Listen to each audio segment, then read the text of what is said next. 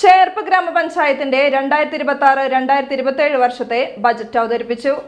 58.89 കോടി രൂപ വരവും 57.37 കോടി രൂപ ചിലവും 1.52 കോടി രൂപ നീക്കിയിരിപ്പും വരുന്നതാണ് ബജറ്റ്. ചേർപ്പ് ഗ്രാമപഞ്ചായത്ത് വൈസ് പ്രസിഡന്റ് വിദ്യാ രമേശ് ബജറ്റ് അവതരണം നടത്തി. നമ്മുടെ പഞ്ചായത്തിന്റെ സമഗ്ര വികസന ലക്ഷ്യമാക്കിയുള്ള വികസനക്ഷേമ പ്രവർത്തനങ്ങൾ ആവിഷ്കരിക്കുന്നതിനും നടപ്പാക്കുന്നതിനും വിവിധ തലങ്ങളിൽ നിന്നുള്ള വരുമാനവും സഹായ സഹകരണങ്ങളും ആവശ്യമുണ്ട്.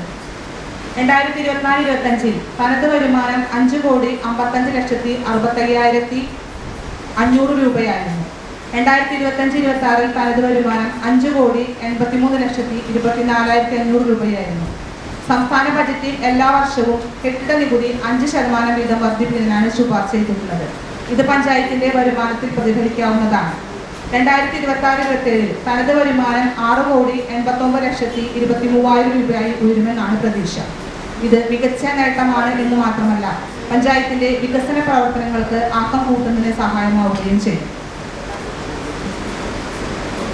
സമഗ്ര കുടിവെള്ള പദ്ധതി നടപ്പാക്കുന്നതിന് 5 കോടി രൂപയാണ് വകയിരുത്തിയിട്ടുള്ളത്.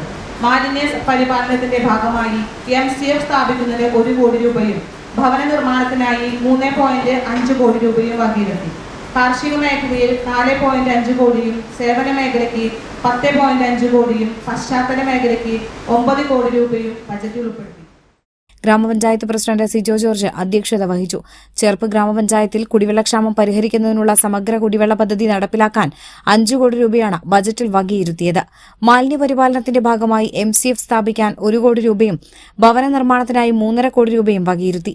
കാർഷിക മേഖലയിൽ 4.5 കോടി രൂപയും സേവന മേഖലയ്ക്ക് 10.5 കോടി രൂപയും പശ്ചാത്തല മേഖലയ്ക്ക് 9 കോടി രൂപയും ബജറ്റിൽ വകയിരുത്തി. പട്ടികജാതി മേഖലയുടെ വികസനത്തിന് 1.6 കോടി രൂപയും വകയിരുത്തിയിട്ടുണ്ട്. പഞ്ചായത്തിന്റെ സമഗ്ര വികസനം കൈവരിക്കാൻ സമഗ്ര മേഖലകളും പരിഗണിച്ചുള്ള ബജറ്റാണ് അവതരിപ്പിച്ചതെന്ന് ഗ്രാമപഞ്ചായത്ത് പ്രസിഡന്റ് സിജോ ജോർജ് പറഞ്ഞു. സ്റ്റാൻഡിംഗ് കമ്മിറ്റി ചെയർമാൻമാരായ KR Siddharthan, Christina, M Sujith Kumar, മറ്റ് ജനപ്രതിനിധികൾ, പഞ്ചായത്ത് സെക്രട്ടറി AV മുംതാസ്, വിവിധ നിർവഹണ ഉദ്യോഗസ്ഥർ എന്നിവർ ബജറ്റ് അവതരണ യോഗത്തിൽ പങ്കെടുത്തു.